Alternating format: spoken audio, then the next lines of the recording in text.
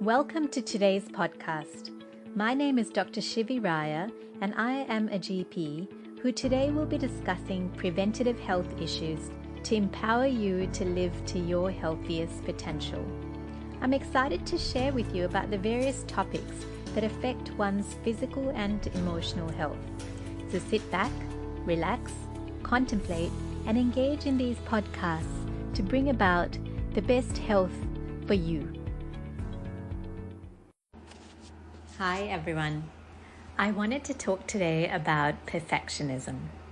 I myself have been a perfectionist for most of my life, and I'm a recovering perfectionist.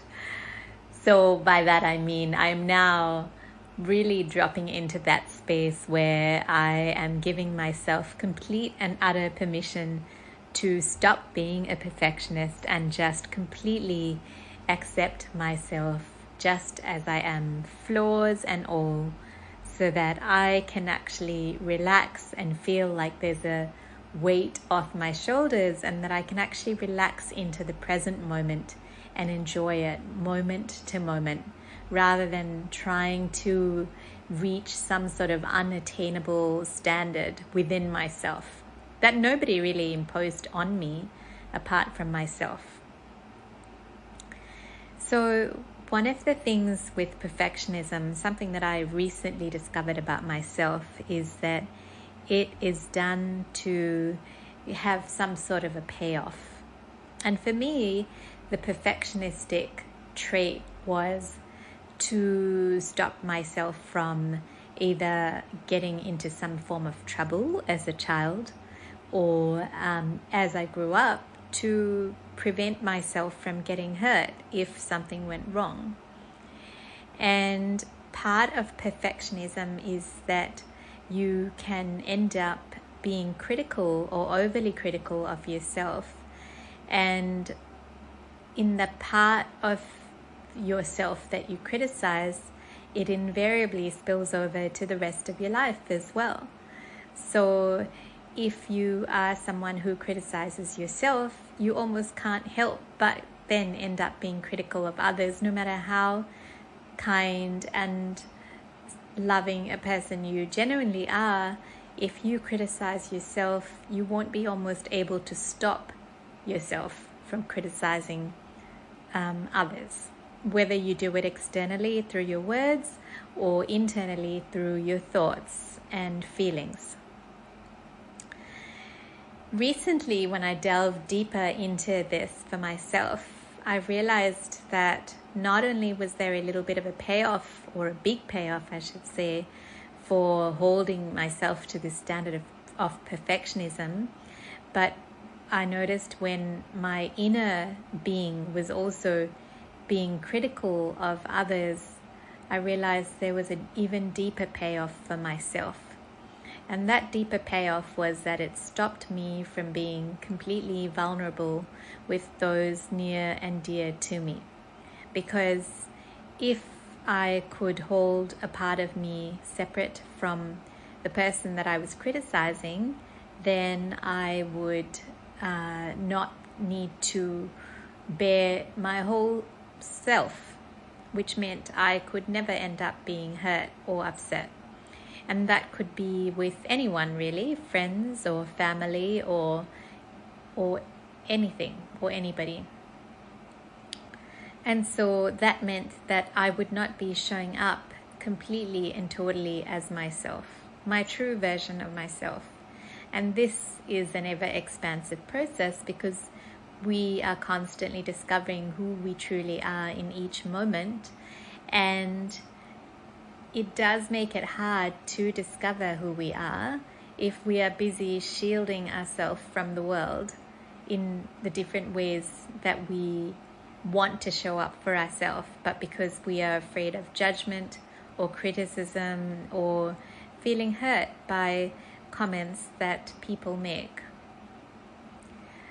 And so realizing this has been an eye-opener, because it also made me realize that not only did it stop me from being completely vulnerable, which meant that I couldn't be fully myself, it also made me realize that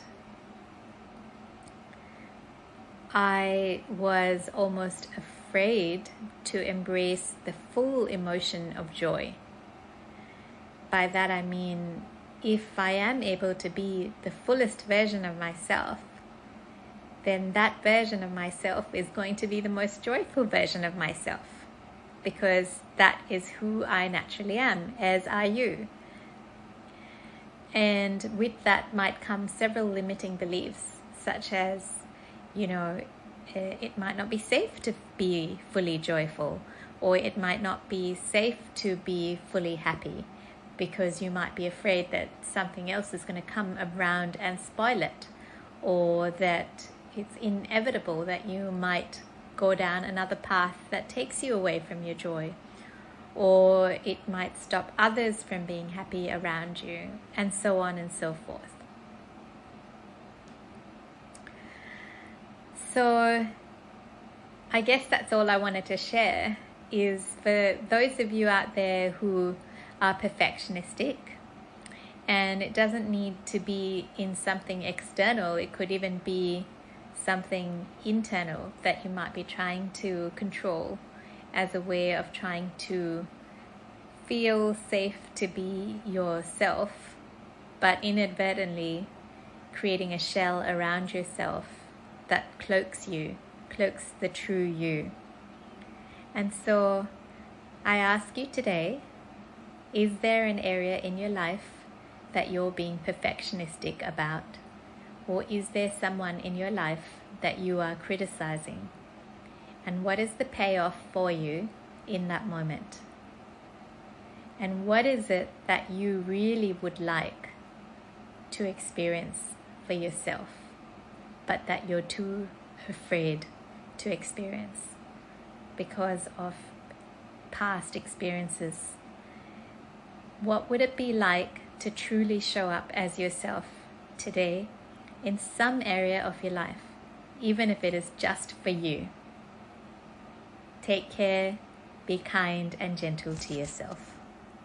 I'm excited to introduce to you my joy offering, which is the Connecting to Your Joy course. It is now available on raisedconsciousness.com/courses. That's raisedconsciousness.com/courses. This course has 6 modules. The first module covers understanding your brain and heart and how it affects your connection to your joy. And here I go through the science of the brain and the heart. The second module talks about sparking joy for yourself. The third module is about connecting back to your natural joy. The fourth module covers what to do when you're feeling lonely and empty. The fifth module looks at exploring your desires and trusting your intuition. And the sixth module involves staying connected to your whole self. So if this resonates with you, then please check out the course on the website. And I have also created a little joy offering for children as well. And this offering is available on Amazon, and it's called The Star Who Remembered to Shine Again. And it is available for any child who you would like to gift this book to. And it might be your child or your grandchild or a friend's child. And the book is all about connecting to your joy. And I'll read you the back of the book. It's basically about the story about a star who comes down to Earth to be a part of Earth's experience of life to help others. She forgets herself whilst living on Earth and rediscovers her own joy by remembering what makes her shine. The story illustrates that when we're connected back to our hearts, the light inside of each and every one of us shines bright. It's a story to remind us all that all we need to do is be ourselves, and that is the light that brightens up this world. So they're my 2 joy offerings, and I have also been releasing some YouTube videos, and you can see them under www.youtube.com/@Dr. Shivirayar, Shivirayar. So there's lots of resources there for you to keep connecting to your joy, and I look forward to speaking with you again on the next podcast. Thank you for listening to this podcast. Keep being radiantly healthy, and I will join you again for the next podcast.